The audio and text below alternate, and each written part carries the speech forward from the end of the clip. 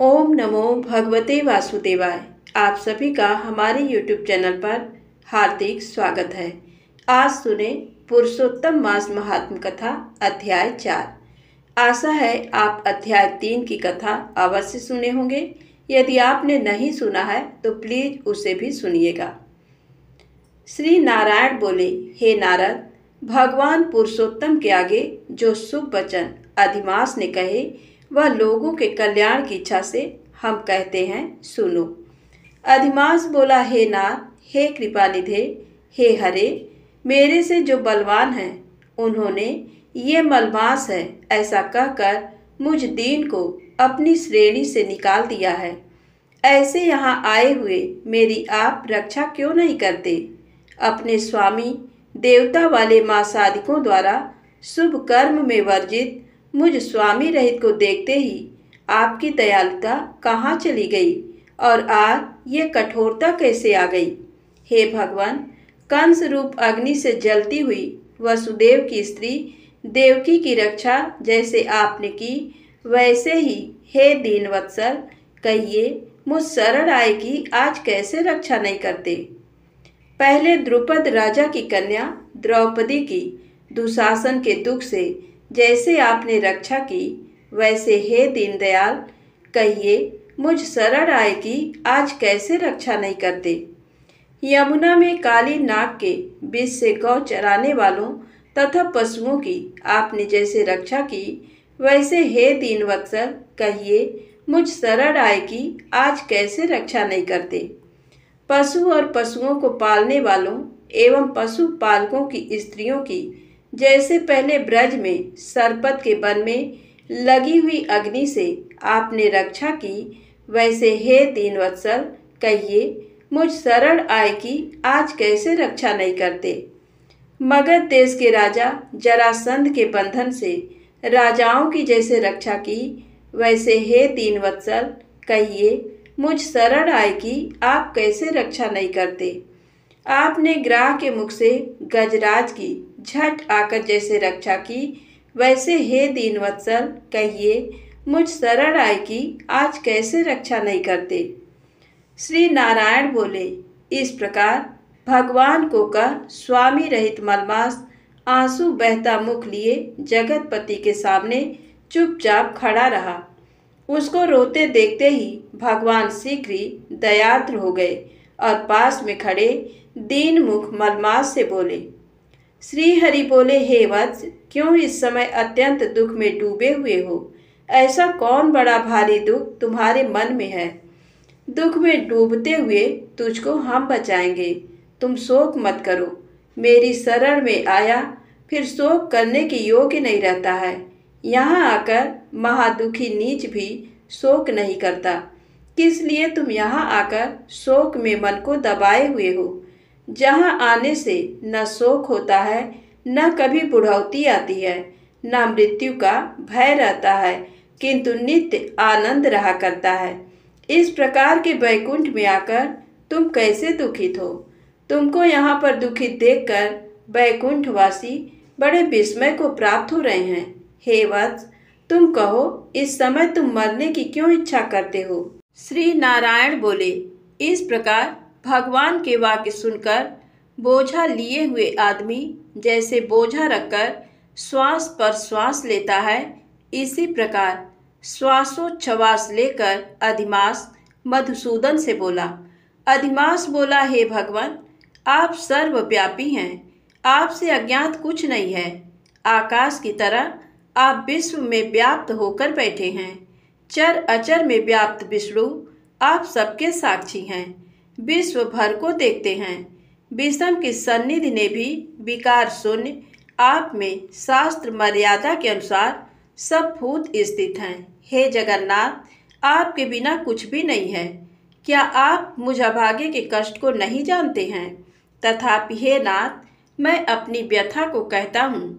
जिस प्रकार मैं दुख जाल से घिरा हुआ हूँ, वैसे दुखित को मैंने न कहीं देखा है और न सुना है। क्षण, निमेष, मुहूर्त, पक्ष, मास, दिन और रात सब अपने अपने स्वामियों के अधिकारों से सर्वदा बिना भय के प्रसन्न रहते हैं। मेरा न कुछ नाम है, न मेरा कोई अधिपति है और न कोई मुझको आश्रय है। अतः क्षणाधिक समस्त स्वामी वाले देवों ने शुभ कार्य से मेरा निरादर किया है। ये मलमास सर्वदा त्याज्य है, अंधा है, गर्त में गिरने वाला है, ऐसा सब कहते हैं। इसी के कारण से मैं मरने की इच्छा करता हूँ। अब जीने की इच्छा नहीं है। निंद जीवन से तो मरना ही उत्तम है। जो सदा जला करता है वह किस तरह सो सकता है। हे महाराज, इससे अधिक मुझको और कुछ कहना नहीं है। वेदों में आपकी इस तरह प्रसिद्धि है कि पुरुषोत्तम आप परोपकार प्रिय हैं और दूसरे के दुख को सहन नहीं करते हैं। अब आप अपना धर्म समझकर जैसी इच्छा हो वैसा करें। आप प्रभु और महान हैं। आपके सामने मुझ जैसे पामर को घड़ी घड़ी कुछ कहते रहना उचित नहीं है। मैं मरूंगा, मैं मरूंगा, मैं अब न जीऊंगा, ऐसा पुनः पुनः कहकर वह अधिमास हे ब्रह्मा के पुत्र चुप हो गया और एकाएक श्री विष्णु के निकट गिर गया। तब इस प्रकार गिरते हुए मलमास को देख भगवान की सभा के लोग बड़े विस्मय को प्राप्त हुए। श्री नारायण बोले, इस प्रकार कहकर चुप हुए अधिमास के प्रति बहुत कृपा भार से अवसन्न हुए श्री कृष्ण मेघ के समान गंभीर वाणी से चंद्रमा की किरणों की तरह उसे शांत करते हुए बोले। सूत जी बोले, हे विप्रों, वेद रूप रिद्धि के आश्रित नारायण का पापों के समूह रूप समुद्र को शोषण करने वाला बड़वानल अग्नि से समान वचन सुनकर प्रसन्न हुए नारद मुनि पुनः आदि पुरुष के वचनों को सुनने की इच्छा से बोले। जय श्री कृष्णा, राधे राधे। नारद जी क्या बोले, भगवान ने अधिमास से क्या कहा, ये आगे की वीडियो में आप जानेंगे।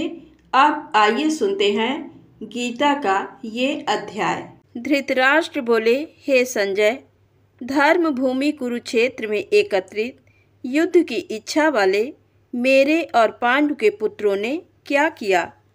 संजय बोले, उस समय राजा दुर्योधन ने व्यूह रचना युक्त पांडवों की सेना को देखकर और द्रोणाचार्य के पास जाकर ये वचन कहा, हे आचार्य, आपके बुद्धिमान शिष्य द्रुपद पुत्र धृष्टद्युम्न द्वारा व्यूहाकार खड़ी की हुई पांडुपुत्रों की इस बड़ी भारी सेना को देखिए।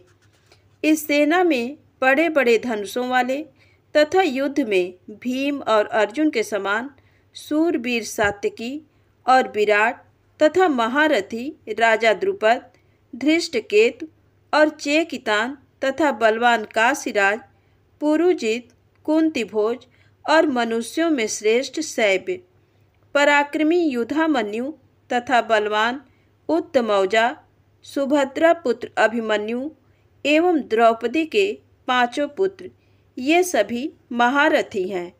हे ब्राह्मण श्रेष्ठ, अपने पक्ष में भी जो प्रधान हैं उनको आप समझ लीजिए। आपकी जानकारी के लिए मेरी सेना के जो सेनापति हैं उनको बतलाता हूँ।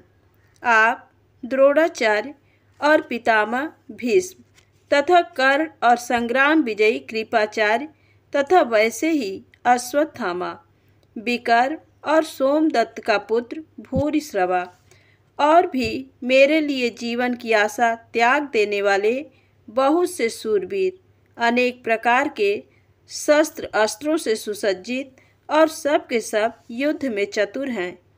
भीष्म पितामह द्वारा रक्षित हमारी वह सेना सब प्रकार से अजेय है और भीम द्वारा रक्षित इन लोगों की ये सेना जीतने में सुगम है। इसलिए सब मोर्चों पर अपनी अपनी जगह स्थित रहते हुए आप लोग सभी निसंदेह भीष्म पितामह की ही सब ओर से रक्षा करें। कौरवों में वृद्ध बड़े प्रतापी पितामह भीष्म ने उस दुर्योधन के हृदय में हर्ष उत्पन्न करते हुए उच्च स्वर से सिंह की दहाड़ के समान गरज कर शंख बजाया। इसके पश्चात शंख और नगारे तथा ढोल, मृदंग और नरसिंघे आदि बाजे एक साथ ही बज उठे। उनका वह सब बड़ा भयंकर हुआ। इसके अनंतर सफ़ेद घोड़ों से युक्त उत्तम रथ में बैठे हुए श्री कृष्ण महाराज और अर्जुन ने भी अलौकिक शंख बजाए। श्री कृष्ण महाराज ने पांचजन्य नामक, अर्जुन ने देवदत्त नामक और भयानक कर्म वाले भीमसेन ने पौंड नामक महाशंख बजाया। कुंती पुत्र राजा युधिष्ठिर ने अनंत विजय नामक और नकुल तथा सहदेव ने सुघोष और मणिपुष्पक नामक शंख बजाए। श्रेष्ठ धनुष वाले काशीराज और महारथी शिखंडी एवं धृष्टद्युम्न तथा राजा विराट और अजय सात्विकी, राजा द्रुपद एवं द्रौपदी के पांचों पुत्र और बड़ी भुजा वाले सुभद्रा पुत्र अभिमन्यु, इन सभी ने हे राजन सब ओर से अलग अलग शंख बजाए और उस भयानक शब्दों ने आकाश और पृथ्वी को गूंजाते हुए आपके पक्ष वालों के हृदय विदीर्ण कर दिए। हे राजन, इसके बाद कपिध्वज अर्जुन ने मोर्चा बांधकर डटे हुए धृतराष्ट्र संबंधियों को देखकर उस शस्त्र चलने की तैयारी के समय धनुष उठाकर ऋषिकेश श्री कृष्ण महाराज से ये वचन कहा, हे अच्युत, मेरे रथ को दोनों सेनाओं के बीच में खड़ा कीजिए और जब तक कि मैं युद्ध क्षेत्र में डटे हुए युद्ध के अभिलाषी इन विपक्षी योद्धाओं को भली प्रकार देख लूं कि इस युद्ध रूप व्यापार में मुझे किन किन के साथ युद्ध करना योग्य है, तब तक उसे खड़ा रखिए। दुर्बोध्य दुर्योधन का युद्ध में हित चाहने वाले जो ये राजा लोग इस सेना में आए हैं, इन युद्ध करने वालों को मैं देखूंगा। संजय बोले, हे धृतराष्ट्र, अर्जुन द्वारा इस प्रकार कहे हुए महाराज श्री कृष्णचंद्र ने दोनों सेनाओं के बीच में भीष्म और द्रोणाचार्य के सामने तथा संपूर्ण राजाओं के सामने उत्तम रथ को खड़ा करके इस प्रकार कहा कि हे पार्थ, युद्ध के लिए जुटे हुए इन कौरवों को देख। इसके बाद पृथा पुत्र अर्जुन ने उन दोनों ही सेनाओं में स्थित ताऊ चाचों को, दादों परदादों को, गुरुओं को, मामाओं को, भाइयों को, पुत्रों को, पौत्रों को तथा मित्रों को, ससुरों को और सुहृदों को भी देखा। उन उपस्थित संपूर्ण बंधुओं को देखकर वे कुंती पुत्र अर्जुन अत्यंत करुणा से युक्त होकर शोक करते हुए ये वचन बोले। अर्जुन बोले, हे कृष्ण, युद्ध क्षेत्र में डटे हुए युद्ध के अभिलाषी इस स्वजन समुदाय को देखकर मेरे अंग शिथिल हुए जा रहे हैं और मुख सूखा जा रहा है तथा मेरे शरीर में कंप एवं रोमांच हो रहा है। हाथ से गांडीव धनुष गिर रहा है और त्वचा भी बहुत जल रही है तथा मेरा मन भ्रमित सा हो रहा है, इसलिए मैं खड़ा रहने को भी समर्थ नहीं हूँ। हे केशव, मैं लक्षणों को भी विपरीत ही देख रहा हूँ तथा युद्ध में स्वजन समुदाय को मारकर कल्याण भी नहीं देखता। हे कृष्ण, मैं न तो विजय चाहता हूँ और न राज्य तथा सुखों को ही। हे गोविंद, हमें ऐसे राज्य से क्या प्रयोजन है अथवा ऐसे भोगों से और जीवन से भी क्या लाभ है। हमें जिनके लिए राज्य, भोग और सुख आदि अभिष्ट हैं, वे ही ये सब धन और जीवन की आशा को त्याग कर युद्ध में खड़े हैं। गुरुजन, ताऊ, चाचे, लड़के और उसी प्रकार दादे, मामे, ससुर, पौत्र, साले तथा और भी संबंधी लोग हैं। हे मधुसूदन, मुझे मारने पर भी अथवा तीनों लोकों के राज्य के लिए भी मैं इन सबको मारना नहीं चाहता, फिर पृथ्वी के लिए तो कहना ही क्या है। हे जनार्दन, धृतराष्ट्र के पुत्रों को मारकर हमें क्या प्रसन्नता होगी। इन आताइयों को मारकर तो हमें पाप ही लगेगा। अतएव हे माधव, अपने ही बांधव धृतराष्ट्र के पुत्रों को मारने के लिए हम योग्य नहीं हैं, क्योंकि अपने ही कुटुंब को मारकर हम कैसे सुखी होंगे। यद्यपि लोभ से भ्रष्ट चित्त हुए ये लोग कुल के नाश से उत्पन्न दोष को और मित्रों से विरोध करने में पाप को नहीं देखते, तो भी हे जनार्दन, कुल के नाश से उत्पन्न दोष को जानने वाले हम लोगों को इस पाप से हटने के लिए क्यों नहीं विचार करना चाहिए। कुल के नाश से सनातन कुल धर्म नष्ट हो जाते हैं। धर्म के नाश हो जाने पर संपूर्ण कुल में पाप भी बहुत फैल जाता है। हे कृष्ण, पाप के अधिक बढ़ जाने से कुल की स्त्रियां अत्यंत दूषित हो जाती हैं, और हे केशव, स्त्रियों के दूषित हो जाने पर वर्ण संकर उत्पन्न होता है। वर्ण संकर कुल घातियों को और कुल को नरक में ले जाने के लिए ही होता है।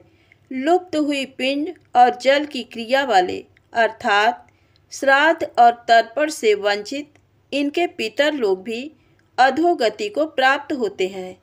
इन वर्ण संकर कारक दोषों से कुलघातियों के सनातन कुल धर्म और जाति धर्म नष्ट हो जाते हैं। हे जनार्दन, जिनका कुल धर्म नष्ट हो गया है, ऐसे मनुष्यों का अनिश्चित काल तक नरक में वास होता है, ऐसा हम सुनते हैं। हम लोग बुद्धिमान होकर भी महान पाप करने को तैयार हो गए हैं, जो राज्य और सुख के लोभ से स्वजनों को मारने के लिए उद्यत हो गए हैं। यदि मुझ शस्त्र रहित एवं सामना न करने वाले को शस्त्र हाथ में लिए हुए धृतराष्ट्र के पुत्र रण में मार डालें, तो वह मरना भी मेरे लिए अधिक कल्याणकारक होगा। संजय बोले, रणभूमि में शोक से उद्विग्न मन वाले अर्जुन इस प्रकार कहकर बाण सहित धनुष को त्याग कर रथ के पिछले भाग में बैठ गए। राधे राधे। जय श्री कृष्णा। आगे का अध्याय कल की वीडियो में अवश्य सुनिएगा। यदि आपको कथा अच्छी लगे तो प्लीज़ लाइक अवश्य करें, चैनल को सब्सक्राइब करें, ज़्यादा से ज़्यादा शेयर करें। जय माता दी, जय भोलेनाथ।